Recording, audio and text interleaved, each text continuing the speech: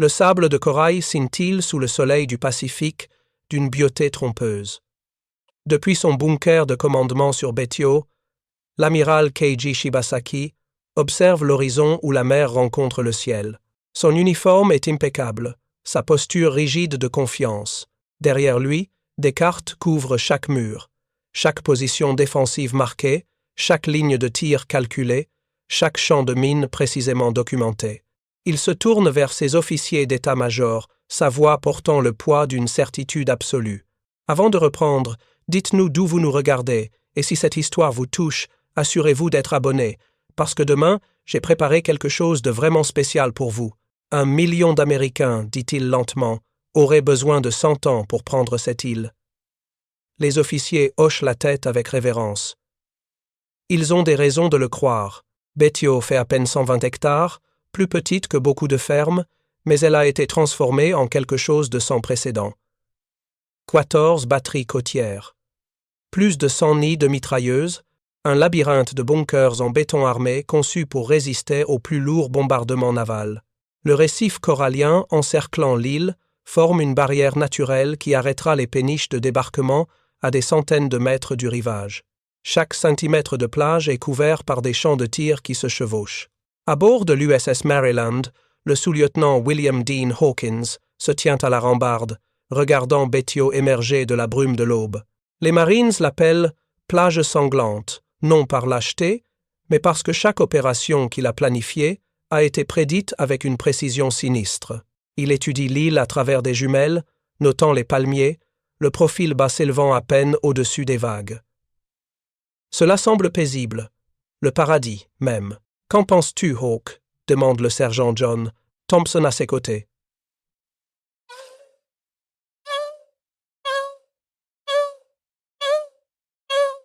Hawkins abaisse les jumelles. Son visage est jeune, seulement 29 ans, mais ses yeux portent le poids de Guadalcanal, d'une douzaine d'opérations plus petites, où il a appris que le Pacifique ne fait aucun quartier. « Je pense, dit-il lentement, que nous allons payer plein tarif pour chaque mètre de ce sable. Le bombardement pré-invasion commence à 5h07. Le bruit est apocalyptique. Cuirassés, croiseurs, destroyers tirant tous simultanément. Les obus hurlent au-dessus des têtes, s'écrasant sur Betio avec une violence qui ébranle la terre. Des colonnes de fumée noire s'élèvent à des centaines de mètres dans les airs. Les palmiers se désintègrent, le sable et le corail éclatent en geysers massifs. Pendant 2 heures, les canons navals pilonnent la minuscule île, avec plus de puissance de feu que la plupart des villes européennes n'en ont reçu lors de campagnes de bombardement entières. Les Marines observant depuis les transports acclamant. Sûrement rien ne pourrait survivre à cela. Sûrement les Japonais sont pulvérisés dans leurs bunkers, enterrés vivants sous le béton et le sable qui s'effondre. La confiance se répand dans les rangs comme l'électricité. Ce sera une promenade de santé, se disent-ils les uns aux autres. Nous serons à terre pour le déjeuner, en sécurité au coucher du soleil. Seul Hawkins reste silencieux, observant toujours à travers ses jumelles. Lorsque le bombardement cesse enfin, la fumée se dissipe lentement. Et là, à travers la brume dérivante, il les voit. Les bunkers. Toujours intacts. Toujours en attente. Jésus-Christ, souffle Thompson à côté de lui. Les péniches de débarquement, les bateaux Higgins et les nouveaux Amtrak, tracteurs amphibies, commencent leur course vers la plage. Les Marines sont serrés, 60 hommes par bateau, chargés de 32 kilos d'équipement chacun. Fusils, munitions, grenades, eau, rations, outils, de tranchées. Ils sont assis en rangée, incapables de voir par-dessus les hauts côtés de l'embarcation, ne ressentant que le claquement des vagues contre la coque et le vrombissement du moteur. Le soldat de première classe Robert Sherrod, correspondant du magazine Team intégré aux vagues d'assaut, griffonne des notes d'une main tremblante. Autour de lui, de jeunes Marines plaisantent nerveusement. Certains prient en silence, d'autres fumant leur dernière cigarette. Un garçon, il ne peut pas avoir plus de 10 à 8 ans, vomit discrètement dans son casque. Les premiers bateaux à atteindre le récif transportent les Amtrak. Ils peuvent franchir la barrière de corail, leurs chenilles conçues exactement pour cela. Mais ils sont trop peu nombreux, la plupart des vagues d'assaut voyageant dans des bateaux Higgins, et ceux-ci ont des fonds plats. Lorsqu'il heurte le récif, à 640 mètres du rivage, il s'arrête simplement, les rampes s'abaissent, et les Marines voient ce qui les attend. Une eau cristalline, profonde jusqu'à la taille, s'étendant sur des centaines de mètres jusqu'à la plage. Aucun abri, aucune dissimulation, juste de l'eau libre sous un soleil brûlant. Sortez, sortez, bougez. Hawkins est dans la première vague. Il saute dans l'eau, ses bottes trouvant le corail tranchant en dessous. Autour de lui, 60 hommes éclaboussent dans le lagon. Pendant un moment parfait et suspendu, il n'y a que le son de l'eau et de la respiration. Puis les mitrailleuses ouvrent le feu.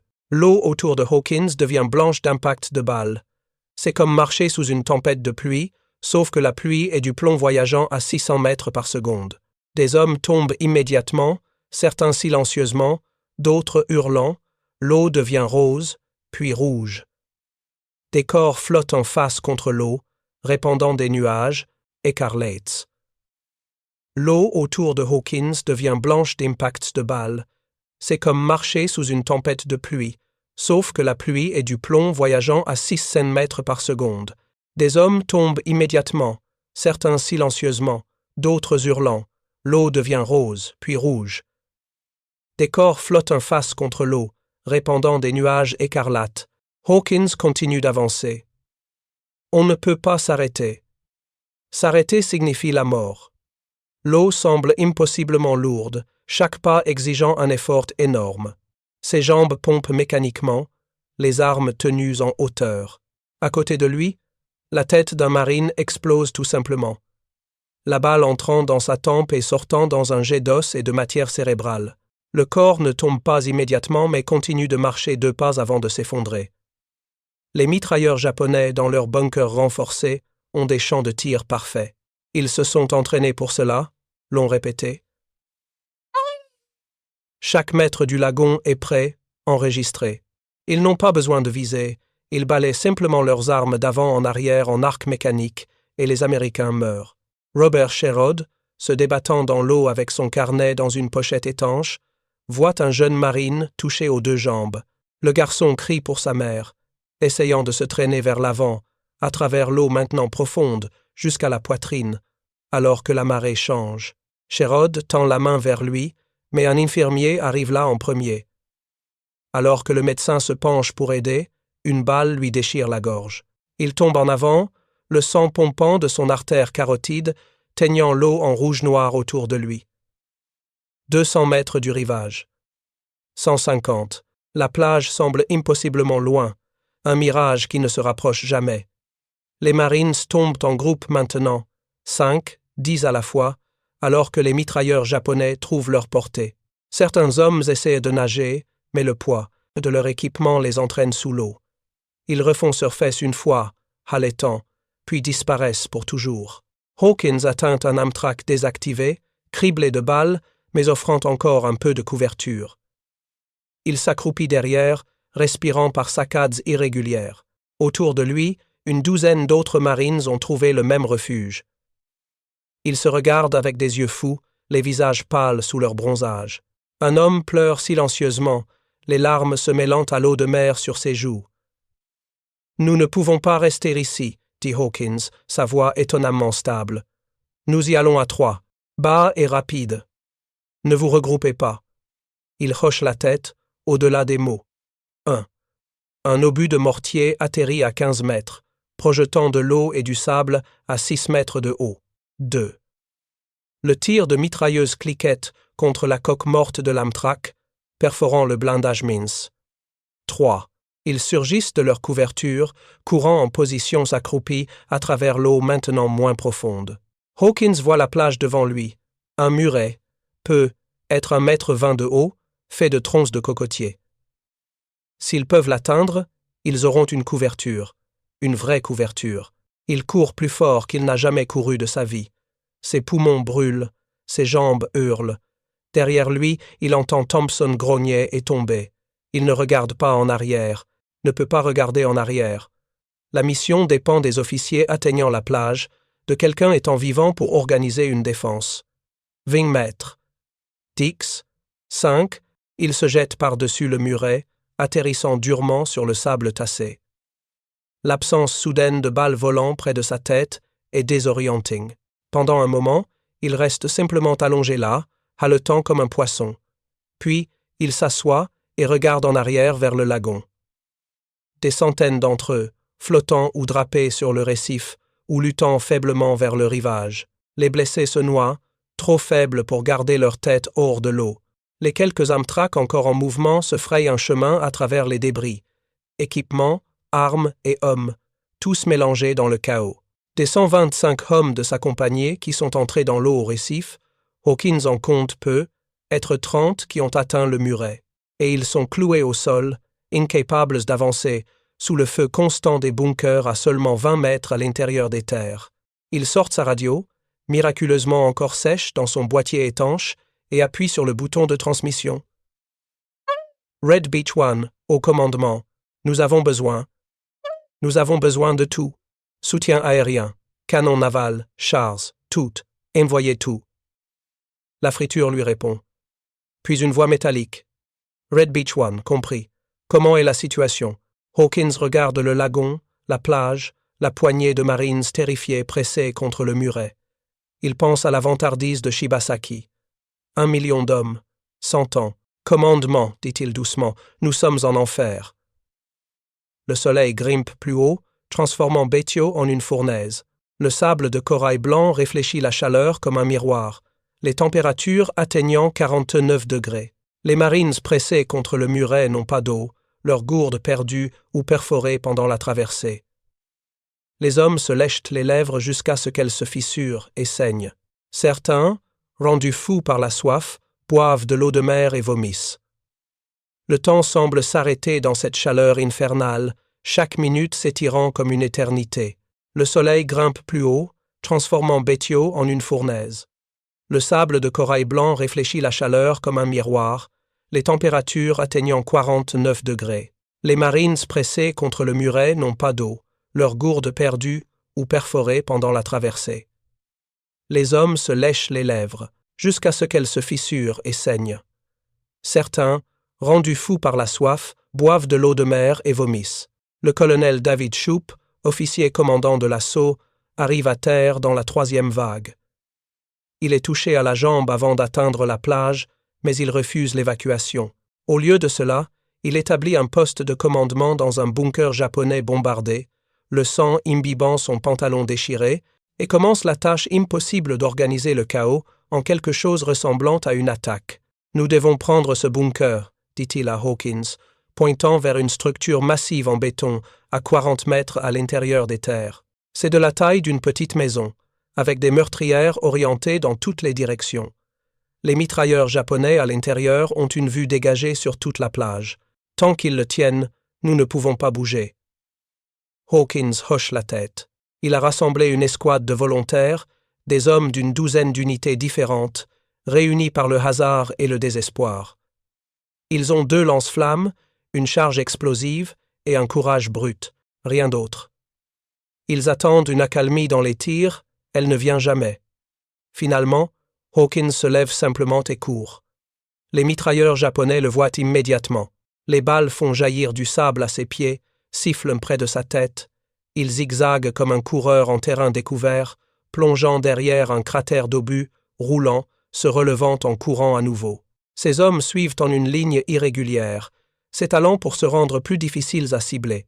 Le soldat Richard Sorenson, portant l'un des lance-flammes, arrive à 10 mètres du bunker avant d'être touché. La balle frappe son réservoir de carburant et il devient une torche humaine. Il hurle, un son qui hantera Hawkins pour le reste de sa vie, puis tombe miséricordieusement silencieux alors que les flammes le consumant. Mais son sacrifice crée de la fumée, épaisse et noire, qui obscurcit la vue du bunker. Hawkins sprinte à travers elle, atteint le mur de béton, se plaque contre lui. Il peut entendre des voix japonaises à l'intérieur, criant des ordres. Le 2e opérateur de lance-flammes, le caporal John Spillane, le rejoint. À 3, articule Hawkins silencieusement. Ils pivotent un vers la meurtrière simultanément. Spillane déclenche le lance-flamme et le feu liquide jaillit dans le bunker. Les hurlements commencent immédiatement, des sons aigus, inhumains, d'hommes brûlants vivants. L'odeur est indescriptible, douce et malade et mauvaise. Hawkins lance 2 grenades à l'intérieur. Les explosions sont étouffées par le béton épais, mais efficace. Quand la fumée se dissipe, le bunker est silencieux. La percée que ce seul bunker leur donne permet à 30 Marines supplémentaires d'avancer à l'intérieur des terres. Ils prennent 2 positions de plus avant le coucher du soleil, payant pour chacune en sang. De l'escouade qui a attaqué avec Hawkins, seulement lui et 3 autres survivent à la journée. Alors que l'obscurité tombe le 20 novembre, les Marines tiennent une bande de plage peu, être 50 mètres de profondeur et 200 mètres de large. Des 5000 hommes qui ont tenté de débarquer ce jour-là, plus de 1500 sont morts ou blessés. Les précieux Amtrak, les seuls véhicules qui pouvaient traverser le récif, sont presque tous détruits. Les provisions s'épuisent dangereusement. Munitions, eau, fournitures médicales, espoir. Dans son poste de commandement souterrain, l'amiral Shibasaki lit les rapports du soir avec satisfaction. Les Américains n'ont presque rien gagné. Ces pertes sont minimes, peut être 300 hommes. À ce rythme, il pourrait tenir des semaines, des mois même. Il rédige un message au quartier général impérial. Les tentatives de débarquement ennemies continuent d'être repoussées avec Méran, de lourdes pertes.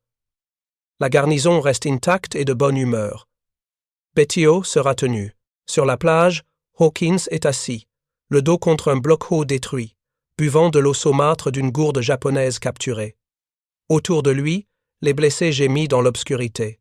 Les infirmiers se déplacent parmi eux avec des lampes de poche, faisant ce qu'ils peuvent avec des fournitures en diminution. La marée ramène des corps du lagon, flottant silencieusement, l'un après l'autre, jusqu'à ce que la ligne d'eau soit étouffée par les morts. Le colonel Shoup le trouve là. Combien d'hommes peux-tu rassembler pour demain? Hawkins fait le calcul dans sa tête.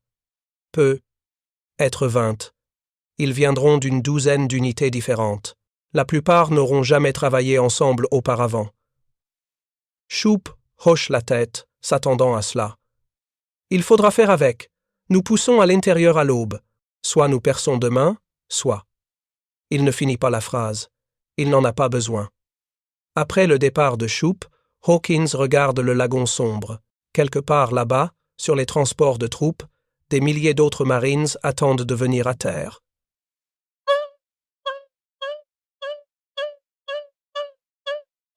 Ils ont entendu les rapports.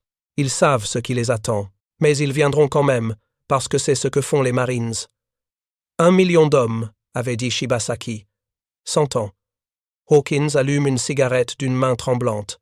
Jour 1, murmure-t-il à personne. Encore 75 à faire.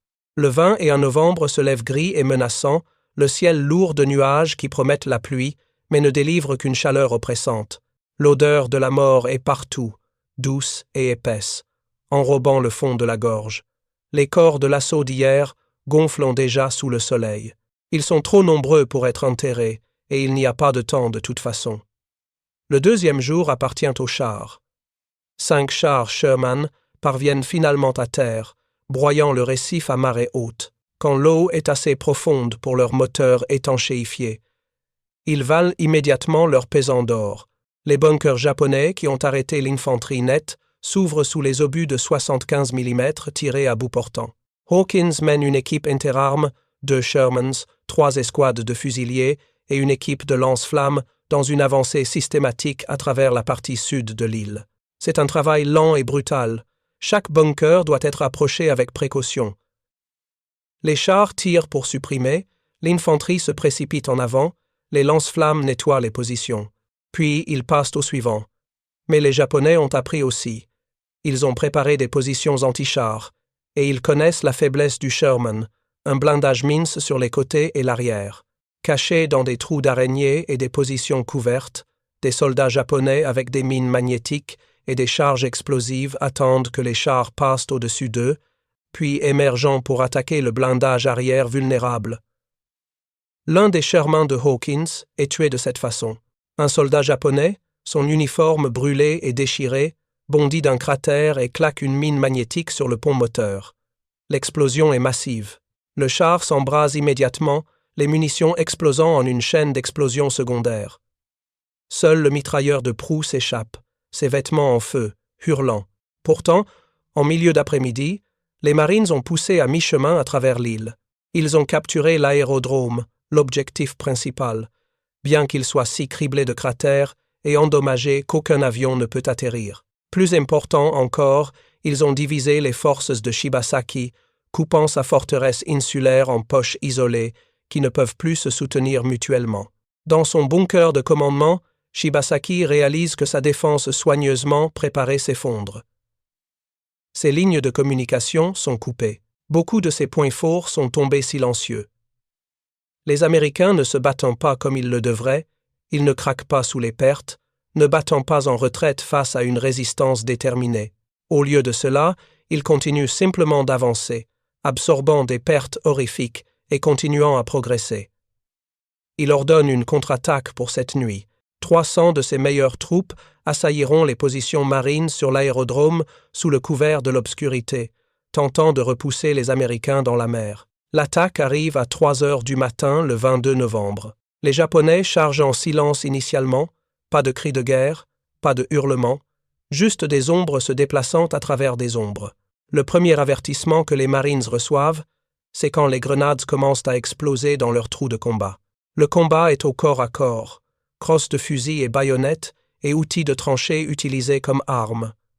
Dans l'obscurité, amis et ennemis sont impossibles à distinguer. Les hommes tirent sur des éclairs de bouche, poignardent des formes, meurent sans savoir qui les a tués.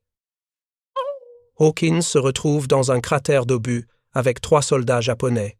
Il n'y a pas de temps pour penser, seulement réagir. Il vide son pistolet, puis l'utilise comme massue. Quand il se casse, il ramasse une pierre. Quand la pierre est glissante de sang, il utilise ses mains nues. Au moment où c'est terminé, les 3 soldats japonais sont morts, et Hawkins ne peut pas se souvenir des détails de comment. L'aube révèle le carnage. Plus de 200 corps japonais gisent dans et autour des positions Marines. Mais ils ont infligé de lourdes pertes en retour. Les Marines perdent près de 100 hommes tués et 2 fois plus de blessés dans l'action nocturne. De manière critique, la contre-attaque a échoué. Les forces de Shibasaki sont maintenant trop faibles pour en monter une autre. L'initiative passe, définitivement, aux Américains. Le 22 novembre devient un jour de destruction systématique. Avec plus de chars, d'artillerie et de soutien aérien maintenant disponibles, les Marines commencent à réduire chaque point fort japonais méthodiquement. Le napalm aérien transforme les bunkers en crématoriums. Les tirs navals font s'effondrer les tunnels. Les lance-flammes brûlent les derniers défenseurs de position qui ont tenu pendant 3 jours. Le groupe de Hawkins atteint l'extrémité et de l'île à 14 heures. Ils se sont frayés un chemin sur toute la longueur de Betio, à peine 5 kilomètres, mais gagnés mètre par mètre sanglant. Il se tient sur la plagée, regardant en arrière le chemin qu'ils ont pris. Chaque centimètre de terrain est marqué par des cratères, des positions détruites et des corps. « Est-ce que c'est fini ?» demande le soldat Eddie Albert, un remplaçant qui est arrivé juste ce matin et a déjà vu plus de combats que la plupart des soldats n'en vivent dans toute une guerre. Hawkins secoue la tête. Pas encore. Il y a encore l'amiral. La chaleur de l'après-midi devient insupportable. Le soleil tropical bat sur les Marines épuisés qui ont maintenant combattu pendant 48 heures presque sans interruption. Leurs uniformes sont raides de sel, de sueur et de sang séché. Beaucoup n'ont pas dormi depuis le début de l'opération, survivant uniquement grâce à l'adrénaline et la détermination pure. Les infirmiers travaillent sans relâche, traitant des blessures qui, dans des circonstances normales, nécessiteraient une évacuation immédiate vers un hôpital. Mais ici, sur cette île minuscule transformée en enfer, ils font ce qu'ils peuvent avec des bandages improvisés et des fournitures médicales qui s'épuisent rapidement. Le colonel Shoup, sa blessure à la jambe maintenant gravement infectée, refuse toujours l'évacuation. Il boite d'une position à l'autre, organisant l'assaut final, sur le commandement de Shibasaki. « Nous finissons ça aujourd'hui », dit-il à ses commandants d'unités rassemblés dans un cratère d'obus qui sert de poste de commandement improvisé. Je veux que chaque char, chaque lance-flamme, chaque pièce d'artillerie que nous avons se concentre sur ce bunker de commandement. Nous le martelons jusqu'à ce qu'il ne reste que des décombres, puis nous y entrons et nous le prenons. Les Marines commencent à se positionner pour l'assaut final. Hawkins rassemble ses hommes, un groupe composite maintenant composé de survivants de 12 unités différentes. Certains sont des vétérans de Guadalcanal, d'autres sont si nouveaux qu'ils portent encore les étiquettes de leurs uniformes fraîchement émis. Mais tous ont maintenant le même regard dans les yeux. Ce regard vide et hanté de ceux qui ont vu trop de morts, qui ont été poussés au-delà des limites de l'endurance humaine et qui continuent simplement parce qu'il n'y a pas d'autre choix.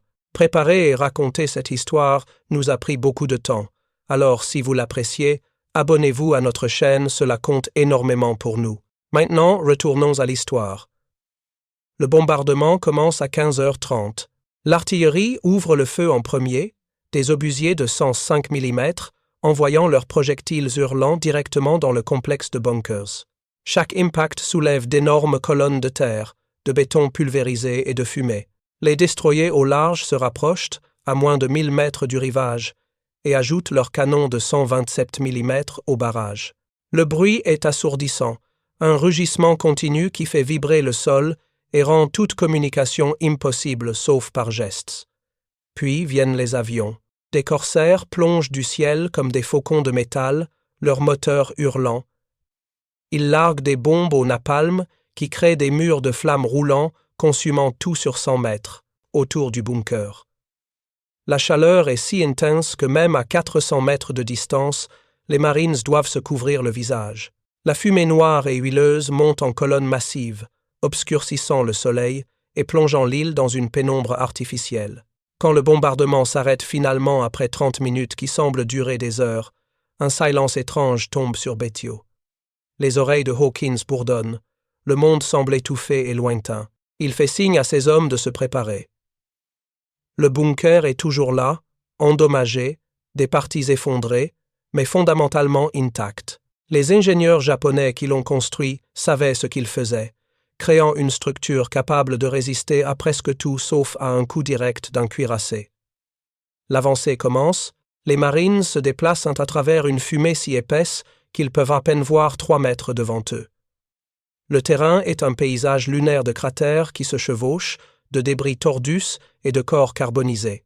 L'odeur est au-delà de toute description. Un mélange de cordite, de chair brûlée, de béton pulvérisé et de quelque chose de plus profond, une odeur primale de destruction totale. Ils combattent à travers les défenses extérieures dans un combat brutal à courte portée. Des soldats japonais, certains avec leurs uniformes brûlés, se battent avec des fusils, des épées, même des mains nues. Il n'y a pas de prisonniers, aucun des deux côtés n'en prend. C'est un combat jusqu'à l'extermination. Les Marines atteignent l'entrée du bunker. C'est une ouverture étroite, à peine assez large pour un homme. À l'intérieur, l'obscurité et l'inconnu. Hawkins sort ses 2 dernières grenades, retire les goupilles, compte jusqu'à 3 et les lance à l'intérieur. Les explosions résonnent depuis les profondeurs. Puis il entre, pistolet en premier, lampe de poche dans l'autre main. L'intérieur est un cauchemar de béton effondré, d'acier, tordu et de corps. Le bombardement a partiellement écrasé les niveaux souterrains. Des soldats japonais gisent enterrés sous les décombres, certains encore vivants, gémissant dans l'obscurité. Hawkins et son équipe nettoient chaque pièce méthodiquement, mais il n'y a presque aucune résistance. Les défenseurs sont morts, mourants ou trop blessés pour se battre. L'air est épais et étouffant, rempli de poussière et de fumée qui brûle les poumons. Ils progressent plus profondément dans le complexe, descendant des escaliers en béton fissuré, passant devant des salles remplies d'équipements détruits et de documents éparpillés. Le caporal Spillane, qui a survécu à l'assaut du bunker le premier jour, mène avec sa lampe de poche, balayant chaque coin et recoin pour les menaces cachées. Il trouve l'amiral Shibasaki dans son bureau au niveau le plus bas. Il est assis à son bureau, son uniforme immaculé malgré la destruction autour de lui. Un pistolet repose sur le bureau à côté de lui. Il y a une seule blessure par balle dans sa tempe droite. Le sang s'est répandu sur les cartes détaillées étalées devant lui, les cartes de sa forteresse parfaite, maintenant trempées de cramoisie.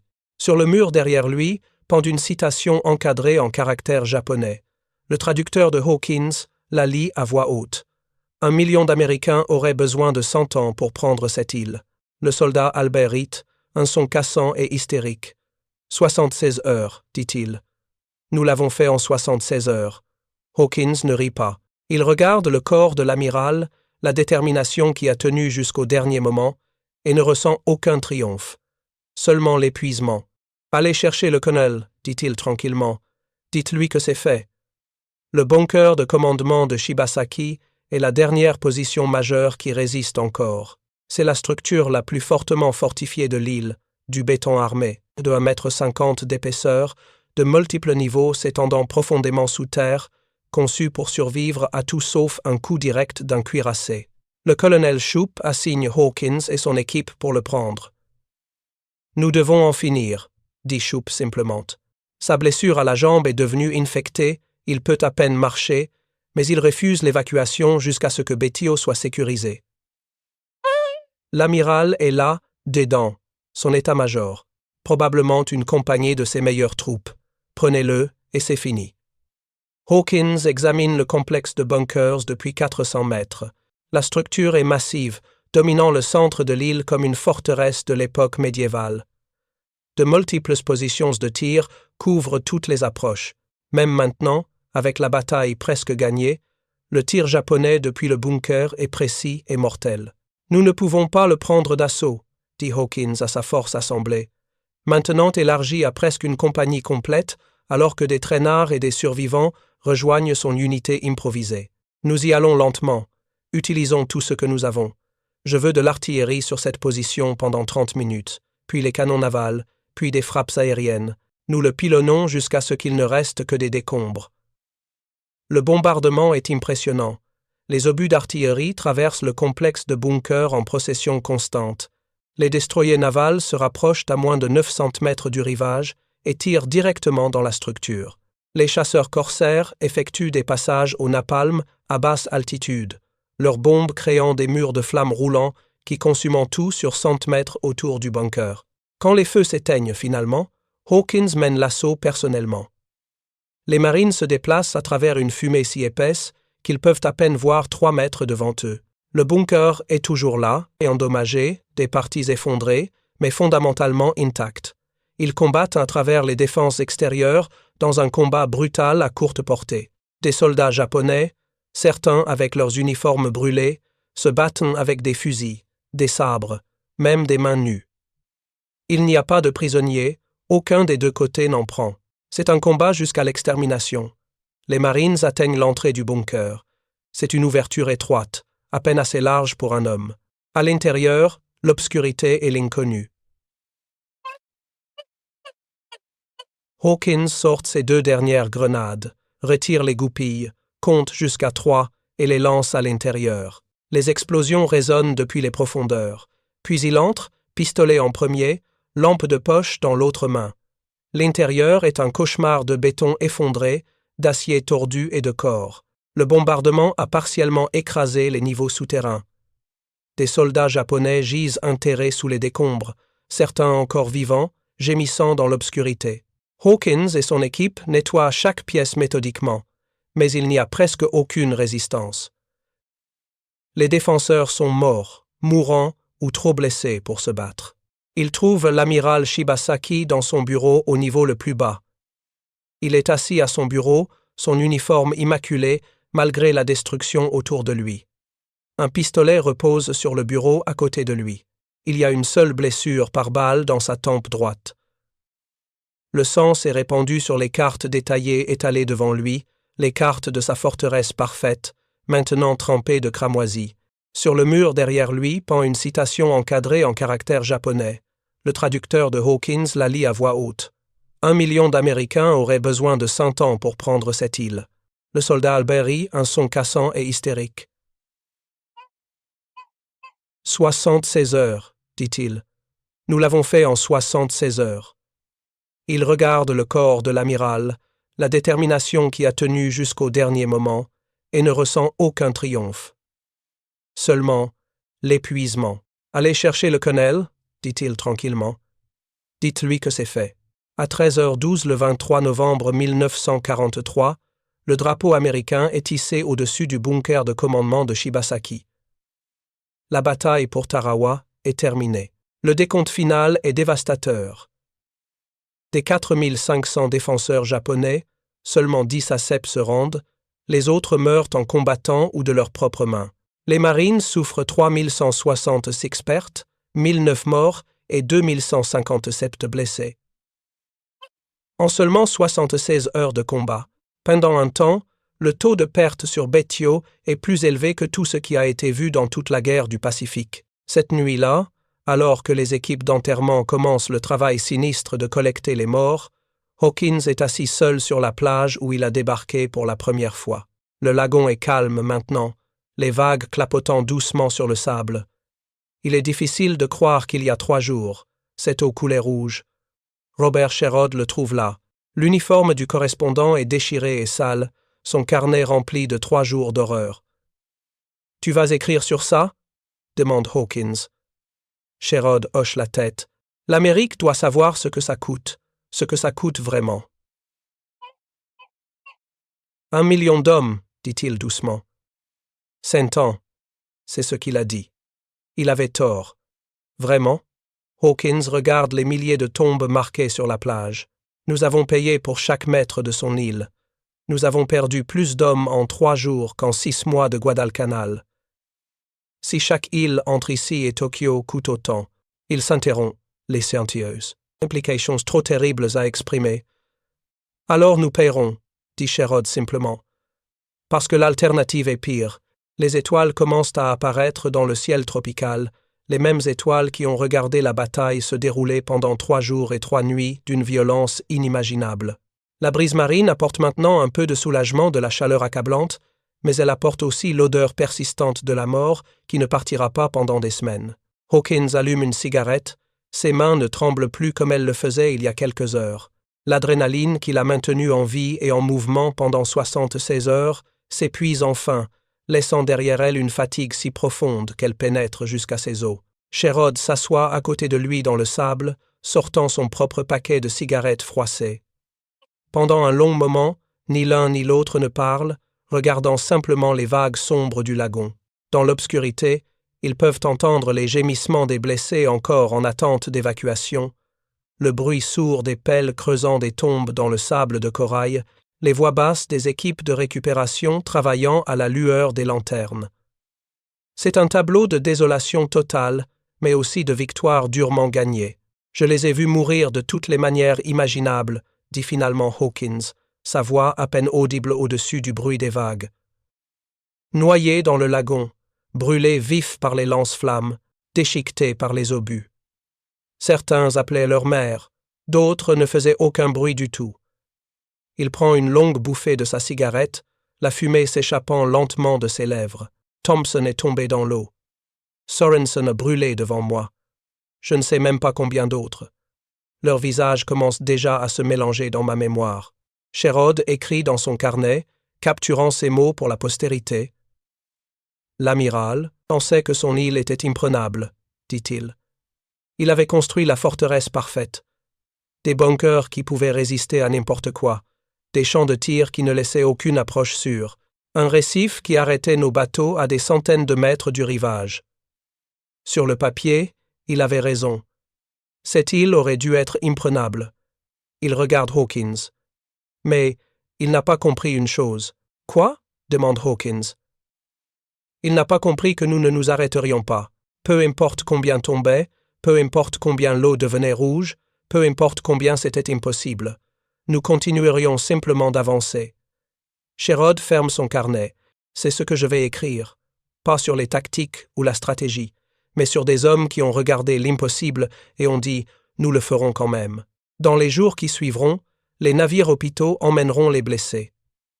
Les équipes du génie commenceront à réparer l'aérodrome. Les commandants militaires analyseront chaque aspect de la bataille, cherchant des leçons pour les assauts à venir.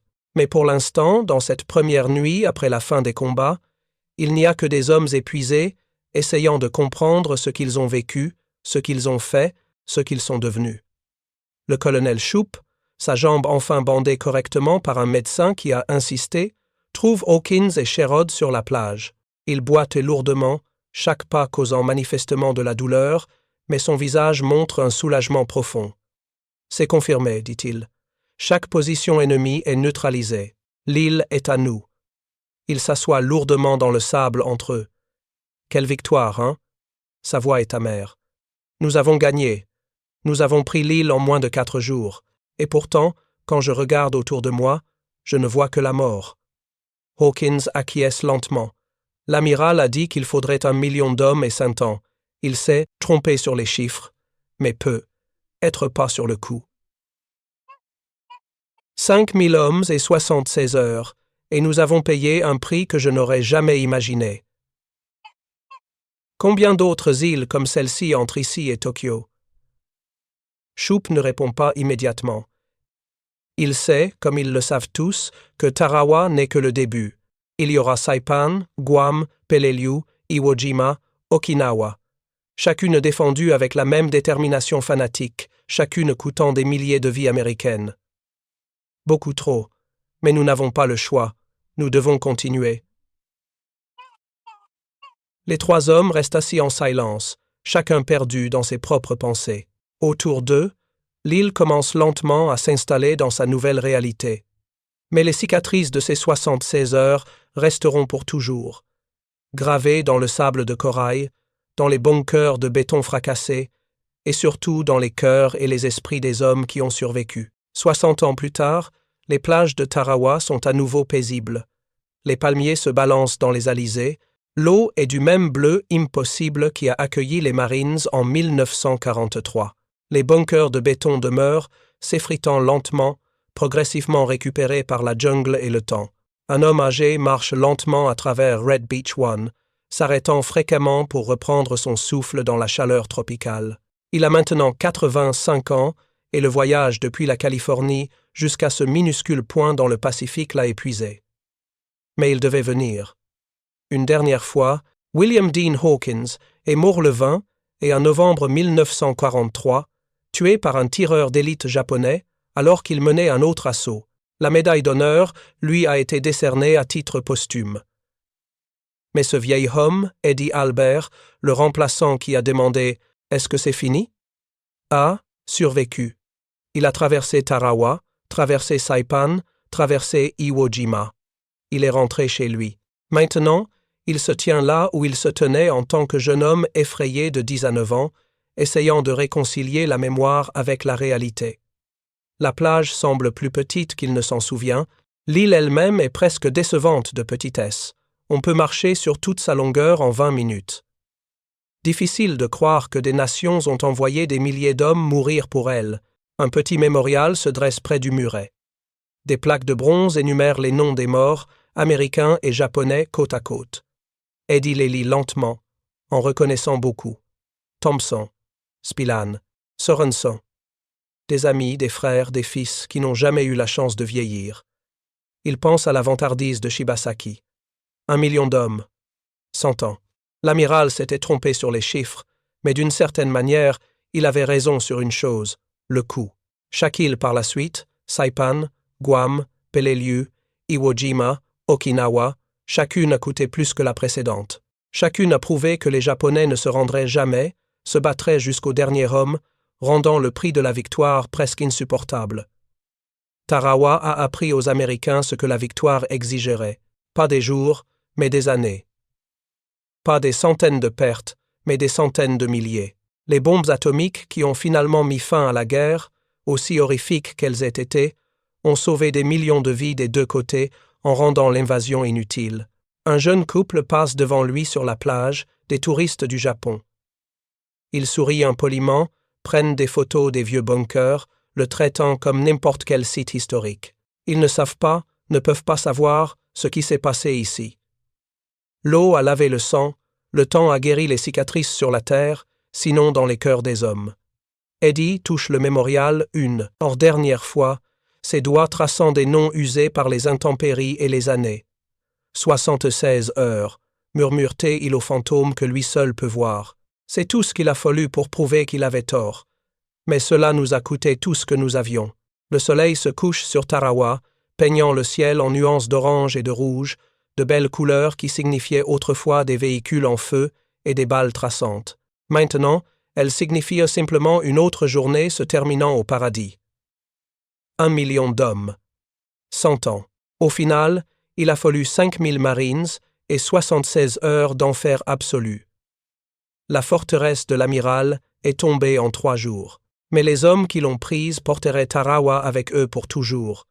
Une île de corail blanc dans le Pacifique où le courage a rencontré le fanatisme et où l'avenir a été payé dans le sang. Ensuite, 2 autres histoires exceptionnelles vous attendent à l'écran. Si celle-ci vous a touché, vous ne voudrez pas manquer les suivantes. Cliquez et allez les découvrir. Et n'oubliez pas de vous abonner et d'activer la cloche de notification pour ne rater aucune de nos prochaines vidéos.